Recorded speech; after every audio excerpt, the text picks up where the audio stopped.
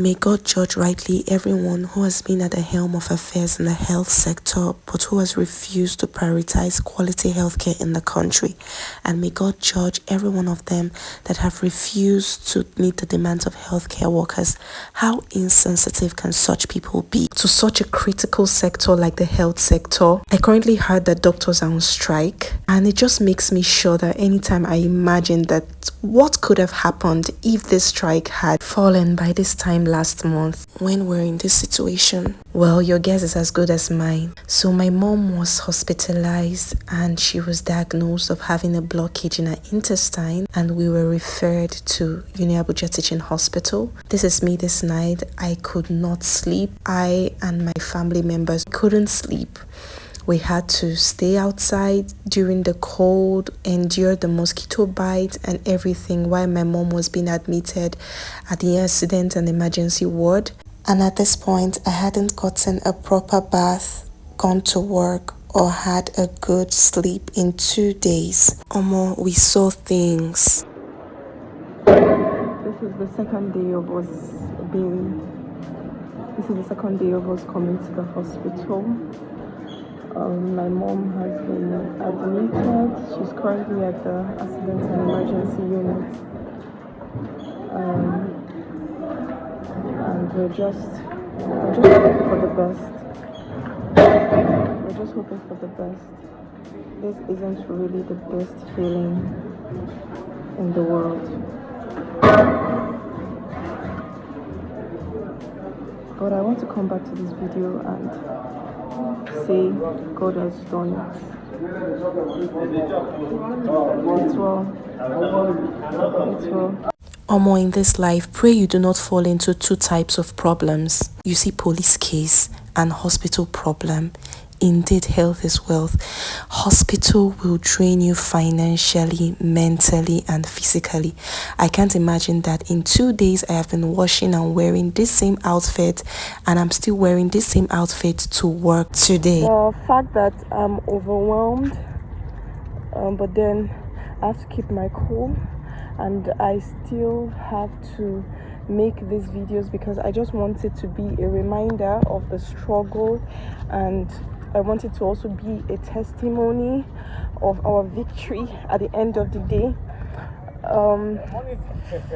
Yes, so right now I'm headed to the office. I called in, today that I will be coming in late. This is 10 o'clock, by the way. Gwagwalada is quite far from my office. My office is around the central area. But then I will go. That will take me around 2 hours to get there. I intend to leave in time if permission is given, and I intend to also meet up with the cab driver who brought us to the hospital yesterday. Unfortunately, we forgot our bag in the car, in the boot. Okay, and that really has my mom's essentials, my essentials as well, and the other caregivers, essentials as well. So I really need to meet up with the cab driver somewhere. I don't know. I may have to meet up with him wherever he is, and then so I'll have to do that. I would meet up with him and then bring it back to the hospital. Fortunately, tomorrow is Saturday. I won't be going to work unless tomorrow is Sunday, so I would have the liberty to pay full attention to my mom, over the weekend. It's a whole lot, so I'm headed to the gate so I can connect back to the office. I don't know the next time you'll be seeing me. I don't know the next time I'll be making this video. I'm stressed out already. I know my face is looking so disheveled, but that's just it. I will update you guys whatever happens next. I'll catch you later. This whole experience brings a painful remembrance to me because the last time I experienced something like this was in 2018 when my mom was admitted of pneumonia in this same hospital, and I do not wish this on anyone. This whole experience has taught me to be more grateful to God, even when we think we do not have all that we want. But just waking up each day in good health is enough. I think that's the one I the best, so my body they pepper me now.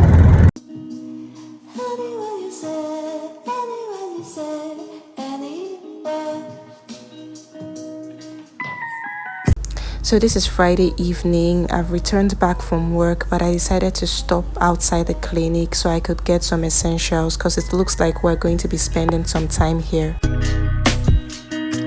Came to purchase a mat and some essentials. I got a bucket, so I'm just going back. On getting to my mom's ward, I realized that she was being relocated from the accident and emergency unit to the female surgical ward. She has undergone a couple of tests and she will also undergo a colonoscopy. She will be prepped for some days before she undergoes this test, and the result of the colonoscopy will determine the level of blockage and would also determine if she would be booked for a surgery. This is a week since my mom was hospitalized and she hasn't eaten nor passed out stool in one whole week. Now this is where the story gets interesting. A group of pastors came from the church and in faith they gave my mom an ultimatum to be discharged from the hospital in 1 week. And trust me, it happened like a miracle. That night my mom slept like a baby. That same night my mom began requesting for food, although I was wise enough not to give her anything solid except tea as suggested by the doctors. That same night my mom, who could not talk, started talking. That same night my mom, who couldn't sit up on the bed by herself, sat up on the bed. By the next morning my mom passed out too. Somebody say hallelujah. We eventually carried out the colonoscopy on her, and to our amazement there was no blockage. Today is Saturday, 6 days after the pastor prayed, and we've been discharged from the hospital. This is my niece. She just came back from school and she decided to pay my mom a visit at the hospital.